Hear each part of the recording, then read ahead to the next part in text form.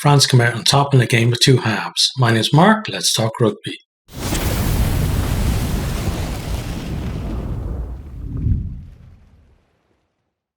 France with a really fast start to this one. They strike in the first minute. They got a scrum in the Welsh 22. They go wide from the scrum, then a ball back inside, offload, and then Romain Manager goes over to score. It's converted for 7-0. Wales then get pinged for offside and Tremoulier pops it over for 10-0.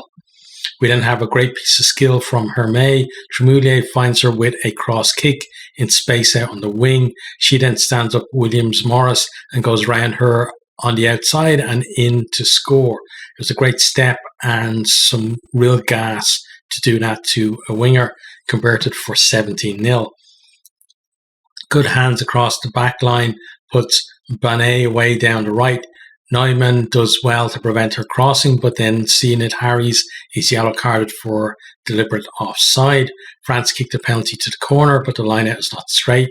Wales eventually kick clear through Snowsill, but they don't make much ground. Back come France. France attack, but then there's a poor pass. Sees Tremoulier kick it on because basically the pass came down at her feet.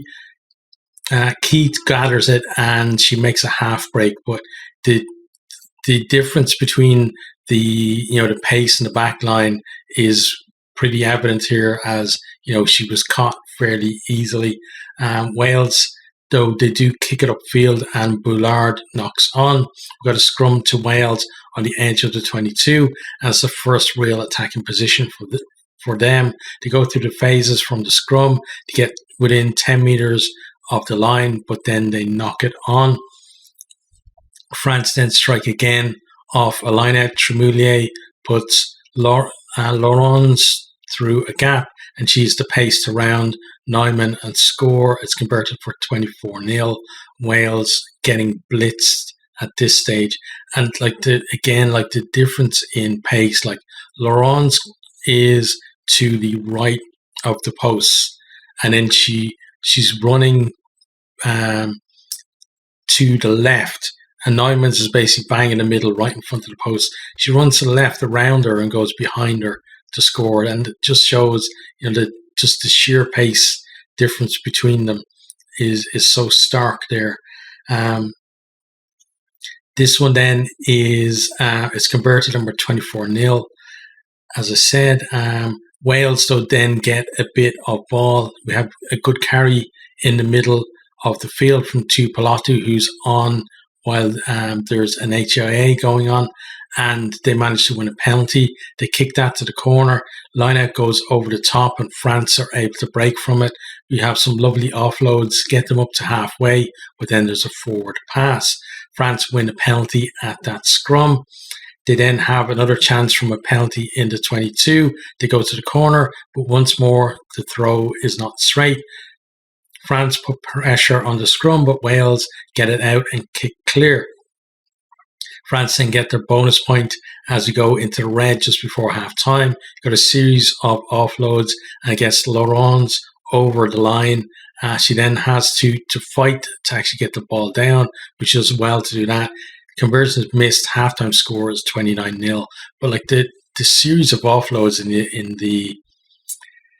the build up to that, just really silky skills and a joy to watch. Wales then they get an early chance in the second half. They got a penalty, they kick it to the corner, but the line out isn't straight. And I'm feeling at that point they need to be more accurate when they have these opportunities. The game probably should be a bit closer if they were able to take advantage of the positions they were getting in. France, though, they get another try. Laurence breaks down the left. They then go through a number of phases, come back out to the left again, and then some intricate play. Great offloads again, puts Escudero over. Tremoulier hits the post with the conversion. We're at 34-0. France, for that try, so many options for the ball carrier in the move. And then right at the end, 3 or 4 players could have been the score. There was so many there in support. And I think it's a big difference between the likes of France and England and the other teams is that when somebody does get in behind and make a break, they've got so many players coming in support, whereas Wales and the other four nations, a lot of the time, if they break the line, that person is on their own, and the people coming behind are trying to get there just to try and clear out a ruck and not give a penalty away for getting isolated. And I guess, with professionalism in those countries, the fitness is going to come, and just the overall kind of game sense as well is going to come to be able to get players in those positions. And I think we're going to see more of that from teams other than France or England as the years go by. But from here then, Wales get a penalty for France being offside, but George kicks it dead. Like, she's got some kick on her, but this time kicked it just a bit too far. Wales, they're looking to get a score. They worked their way back up the field. They're camped on the French line. They go with one out carriers, France holding them out, but eventually Georgia Evans goes over. They almost lost the ball though. Basically, forwards were driving at the line all the time, France holding them out. Then they decided to go to the backs, and the centre pairing, George and Jones, almost got in each other's way and gave away, a free kick for accidental offside or crossing, but just about avoided that. Then they go back to the forwards, and Evans gets over. Snowsill drills the conversion over at 34-7. Wales then bring on their replacement front row and Bevan at scrum half as well, and those changes have an immediate impact for them. Bevan snipes deep into the 22. Big carries from the forwards get them close.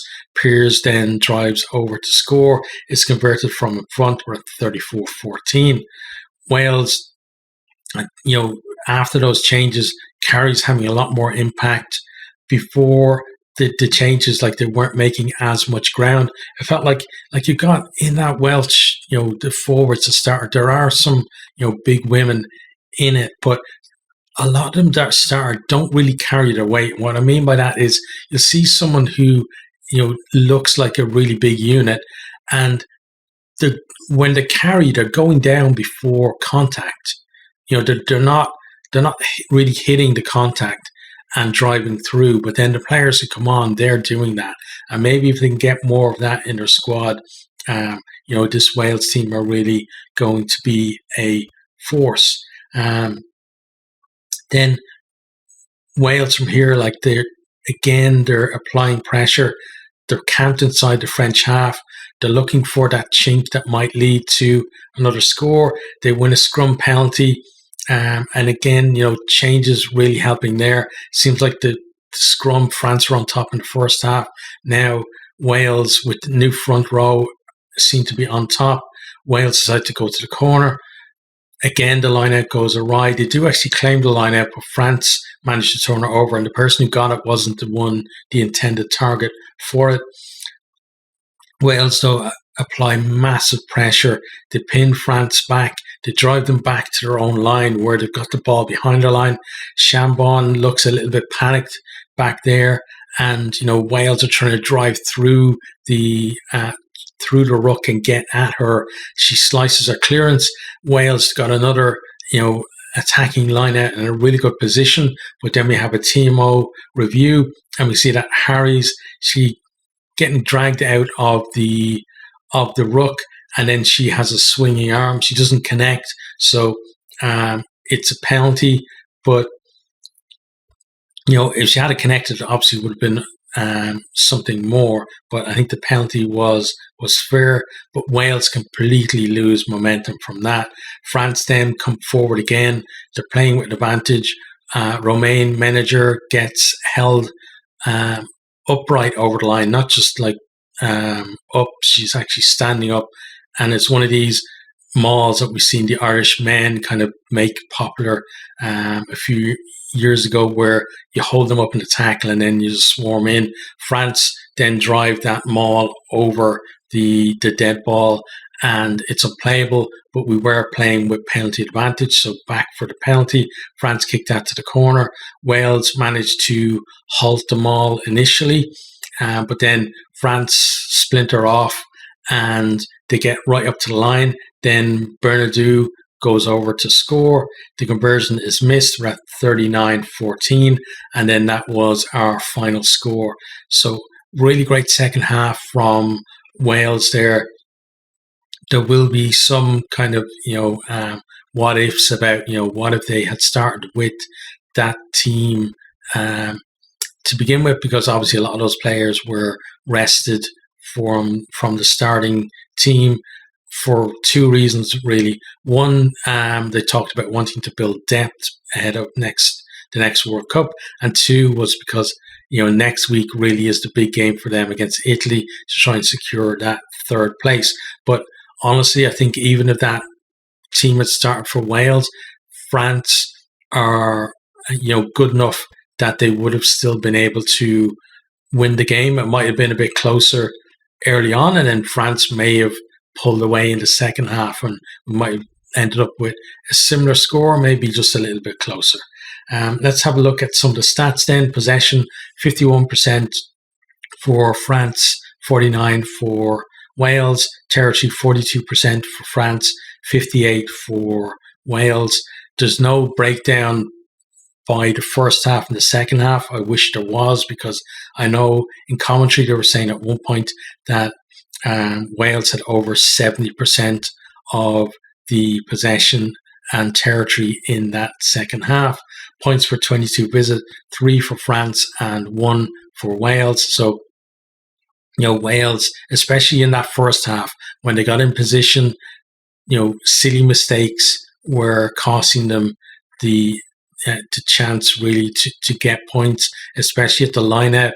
And Wales's line-out has been a problem, I think, all through this Six Nations, where a lot of overthrows, and it's obviously timing, communication, and it's something that they really need to work on and get this sorted out, because line-out is one of the best platforms to attack from if you can get clean ball. And if you can't even secure your own ball, then it really is a problem. And in commentary they were talking about maybe Wales would opt for even a scrum rather than kicking to the corner with a penalty, because they couldn't get their own ball back. Next then,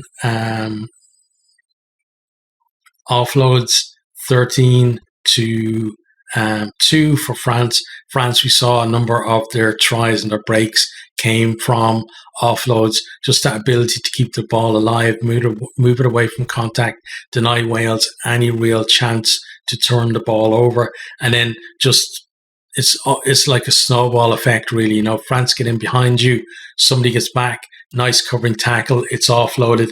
The next person then covers back and is able to tackle them, but then they've got an offload. And it's just the ability, the skills to offload, and also the fact that they have support runners there to receive the offloads.